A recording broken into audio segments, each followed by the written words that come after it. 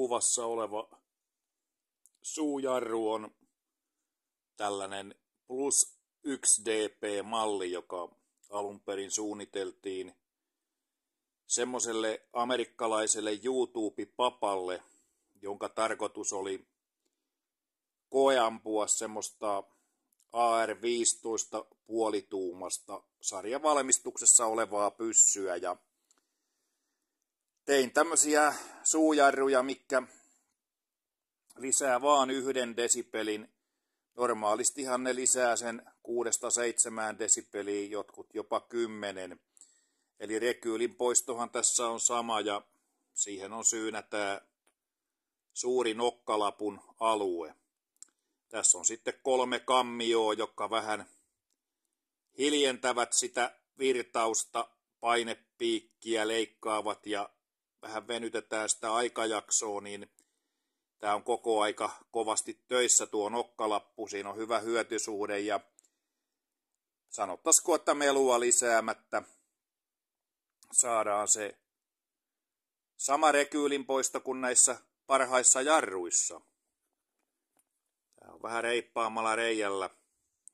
No, minä tein näitä mallikappaleita tosiaan 20 ja ne postitettiin sinne kaverille Amerikan päähän. Siellä seriffi otti ne jemmaan. Ja noin 2 niistä lähetettiin sitten sinne ATF:ään eli Amerikan sinne pyssy- ja tupakkitoimistolle tutkittavaksi. Sitä kauttahan ne päätökset tulee, että saako siellä myydä vai ei. Ja tämä osoittautui sitten pitkäaikaiseksi prosessiksi. Odotamme vastausta kyllä tai ei ja tarvittaessa täydennämme, jos jotain kysytään, mutta siellä on sellainen jonkinlainen poliittinen fuck up-tila. Ja homma on edelleen kesken, mutta toivossa eletään. Aika paljon meni aikaa tähän suunnitteluun. Tämä on tarkoituksella tehty niin kuin suujarrun näköiseksi. Täällä ei näy missään mitään hitsauksia. Ne on kaikki jemmattu tonne ja koeammuntoihin meni oma aikansa ja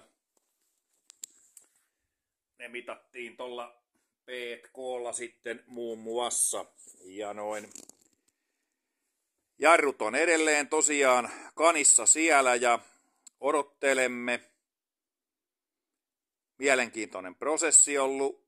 Oli kiva tehdä ja suunnitella. Tosin saanko siitä mitään hyötyä ikinä, tulevaisuus näyttää. Ja kaiken kukkuraksi se suosittu YouTube-pappa, minkä piti se 0,5 tuuman arska koeampua, niin hänellekin tuli hiippakunnan vaihto. Mutta ei muuta kuin hyvää kevättä kaikille ja tämmönen pikku raportti tässä. Kuulemiin.